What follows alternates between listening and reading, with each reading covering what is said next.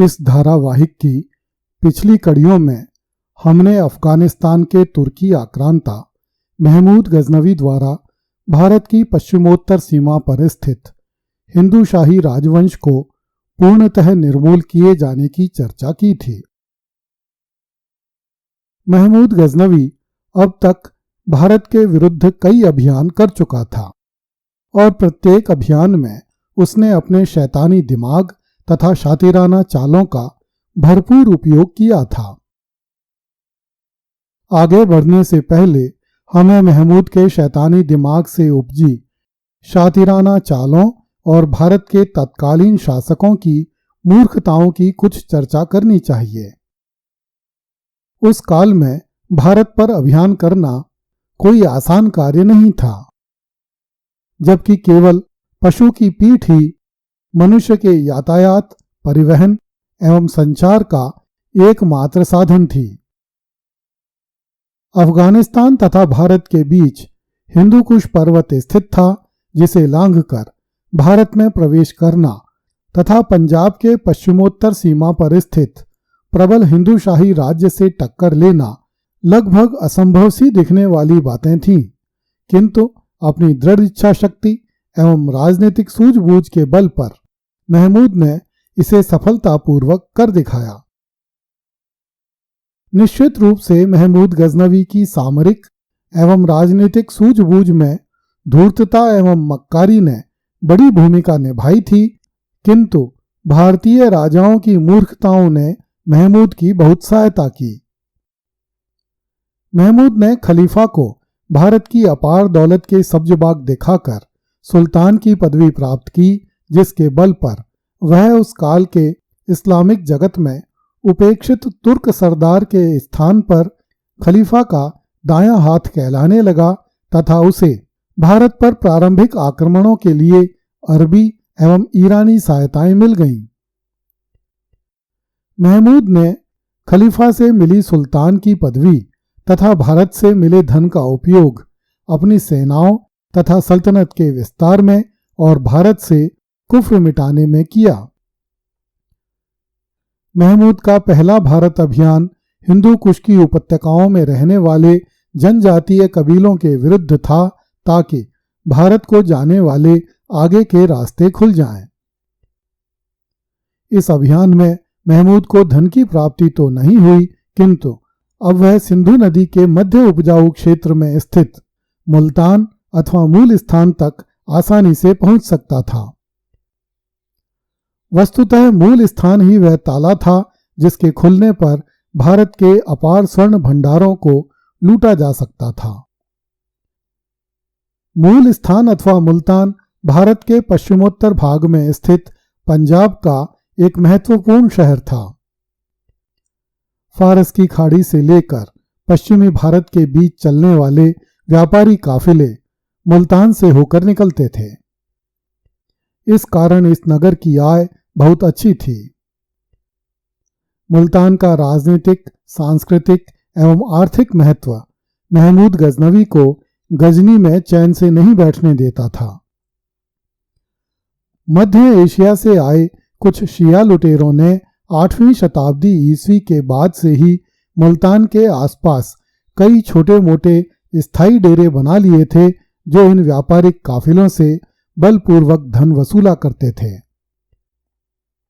इतिहासकार रोमिला थापर ने लिखा है कि महमूद गजनवी भारत में रह रहे इन शिया मुसलमानों को भ्रष्ट मुसलमान मानता था तथा उन्हें दंडित करना चाहता था। वस्तुतः ऐसा कहकर रोमिला थापर महमूद गजनवी के वास्तविक उद्देश्यों पर पर्दा डालने का प्रयास कर रही हैं तथा यह बताना चाहती हैं कि महमूद भारत के हिंदुओं पर नहीं अपितु मुसलमानों पर आक्रमण करने के लिए आया था। मुल्तान में सदियों पुराना एक सूर्य मंदिर हुआ करता था, जिसे मार्तंड मंदिर कहते थे। इस मंदिर में सदियों से आ रहे चढ़ावे के कारण अपार धन संपदा एकत्रित हो गई थी। जब महमूद ने मूल स्थान पर अधिकार किया तो उसे मार्तंड मंदिर से इतना अधिक धन मिला कि उसे भविष्य के अभियानों के लिए धन की कोई कमी नहीं रही। यद्यपि महमूद गजनवी ने बगदाद के खलीफा को वचन दिया था कि वह भारत से लूटे गए धन में से खलीफा का हिस्सा भिजवाएगा, किंतु एक बार जब यह धन महमूद के हाथों में आ गया तो महमूद ने खलीफा को फूटी कौड़ी तक नहीं भेजी।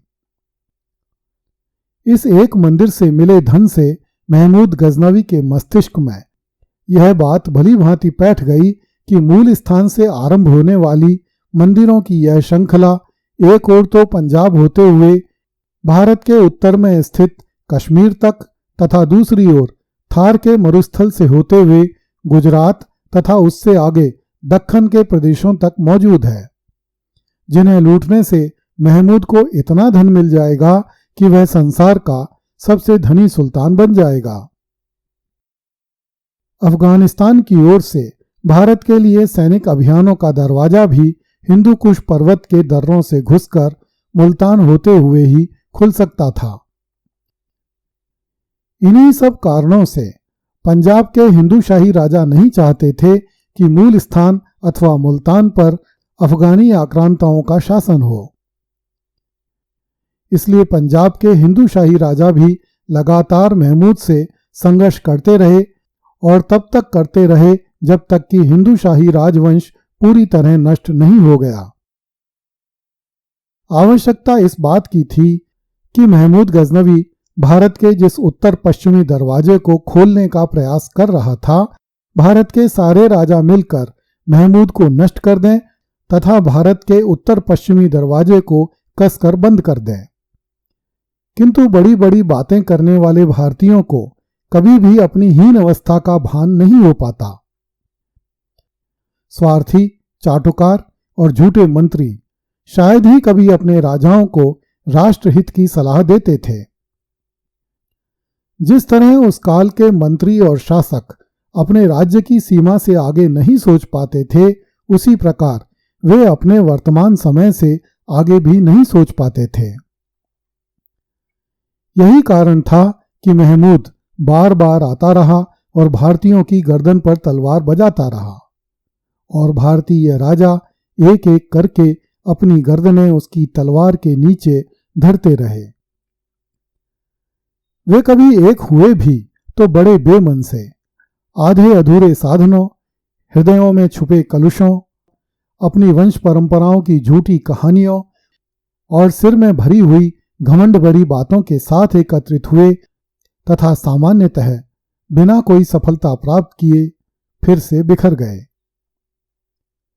भारतीयों के सौभाग्य से पश्चिमोत्तर सीमा पर उस काल में प्रबल हिंदू शाही राज्य था तथा हिंदू शाही राजाओं ने दूसरे राजाओं को साथ लेने के कुछ प्रयास भी किए, किंतु उन्हें बहुत सीमित सहयोग प्राप्त हुआ और वे अकेले ही महमूद नामक विपत्ति से जूझते रहे।